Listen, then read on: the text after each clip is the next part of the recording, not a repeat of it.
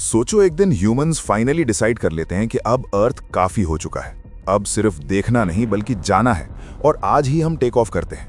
Year मान लो 2026। Rocket अर्थ से ऊपर उठता है, ग्रेविटी धीरे धीरे कम होती जाती है और हम रियलाइज करते हैं कि स्पेस में डिस्टेंस किलोमीटर में नहीं बल्कि क्रोर्स और बिलियंस ऑफ किलोमीटर्स में होता है। यहाँ एक गलती का मतलब सिर्फ डीले नहीं बल्कि पूरा मिशन खत्म। ये जर्नी सिर्फ प्लैनेट्स की नहीं बल्कि ह्यूमन पेशेंस, टेक्नोलॉजी और सर्वाइवर की जर्नी है, जहां हर अगला प्लैनेट पिछले से ज्यादा दूर और ज्यादा डेंजरस होने वाला है। जैसे ही अर्थ पीछे छूटता है, ब्लू प्लैनेट धीरे धीरे एक छोटा सा डॉट बन जाता है और तब समझ आता है कि हम कितने छोटे हैं।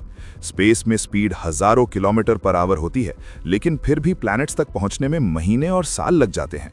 यहाँ दिन रात का कॉन्सेप्ट खत्म हो जाता है, सिर्फ काउंटडाउन्स और ईयर्स बचते हैं। अब हम सोलर सिस्टम के अंदर मूव कर रहे हैं और सबसे पहले हम जा रहे हैं उस प्लैनेट पर जो सन के सबसे पास है, मर्क्यूरी। मर्क्यूरी अर्थ से अप्रॉक्स 77 मिलियन किलोमीटर्स दूर होता है और आज की टेक्नोलॉजी के हिसाब से वहां पहुंचने में लगभग 3 से 4 महीने लग जाते हैं। मतलब हम मिड 2026 तक मर्क्यूरी पहुंच जाते हैं। लेकिन जैसे ही लैंड करते हैं, लगता है जैसे प्लैनेट जल रहा हो। दिन में टेम्परेचर 430 डिग्री सेल्सियस, रात में -180 डिग्री सेल्सियस और एटमॉस्फेयर लगभग नहीं के बराबर। यहाँ जमीन स्टेबल नहीं, हवा नहीं और 1 सेकंड का एक्सपोजर भी जान ले सकता है। मर्क्यूरी ये क्लियर कर देता है कि डिस्टेंस कम होने का मतलब सेफ होना नहीं होता। मर्क्यूरी के बाद हम वीनस की तरफ बढ़ते हैं, जो अर्थ से अप्रॉक्स 261 मिलियन किलोमीटर्स दूर होता है और वहां पहुंचने में 5 to 6 मंथ्स लग जाते हैं, मतलब एंड ऑफ 2026। दूर से वीनस ब्राइट और शाइनी लगता है, लेकिन जैसे ही हम उसके एटमॉस्फेयर में एंटर करते हैं, विजिबिलिटी 0 हो जाती है। यहाँ प्रेशर अर्थ से 90 टाइम्स ज्यादा, टेम्परेचर 460 डिग्री सेल्सियस और ऊपर से एसिड रेन। अगर ह्यूमंस वीनस पर उतर जाएं तो बॉडी कुछ ही सेकंड्स में क्रश हो जाएगी।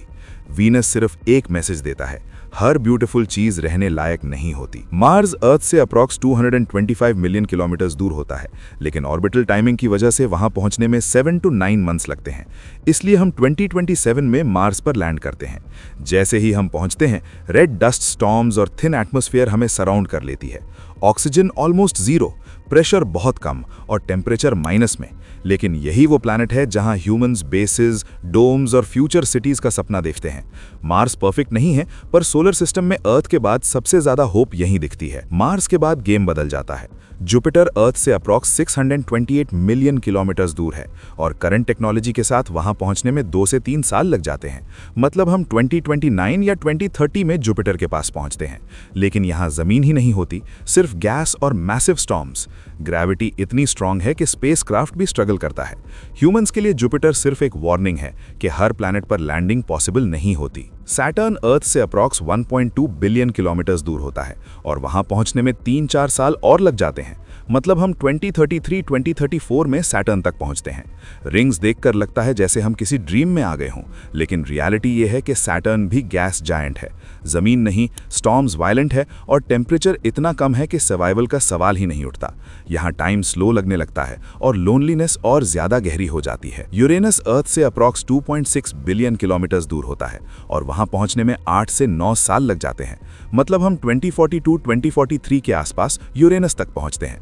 यहाँ सनलाइट बहुत कम होती है, टेम्परेचर -224 डिग्री सेल्सियस और हवा 900 किलोमीटर पर आवर से ज्यादा तेज चलती है।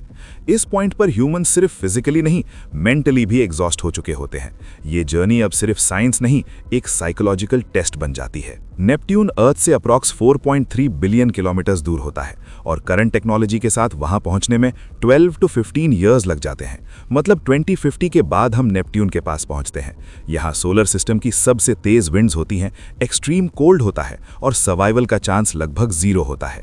इस स्टेज पर ह्यूमंस सिर्फ एक्सप्लोरर्स नहीं रहते, बल्कि लिविंग एक्सपेरिमेंट्स बन जाते हैं। जैसे जैसे हम अर्थ से दूर जाते गए, वैसे वैसे प्लैनेट्स ज्यादा डेंजरस और ज्यादा दूर होते गए। पहले महीने लगे, फिर साल और फिर पूरी जिंदगी। ये जर्नी हमें एक बात क्लियरली सिखा देती है, स्पेस एक्सप्लोर करना कूल लगता है, लेकिन सर्वाइव करना सिर्फ अर्थ पर ही ट्रूली पॉसिबल है। शायद फ्यूचर में न्यूक्लियर इंजन्स, आयन ड्राइव्स या लाइट स्पीड के करीब टेक्नोलॉजी आ जाए। शायद ये सारे डिस्टेंसेस छोटे लगने लगे, लेकिन आज की रियल टेक्नोलॉजी के हिसाब से अर्थ ही इकलौता प्लैनेट है जो हमें सांस लेने देता है। और शायद इसीलिए अर्थ सिर्फ एक प्लैनेट नहीं, बल्कि एक मिरेकल है।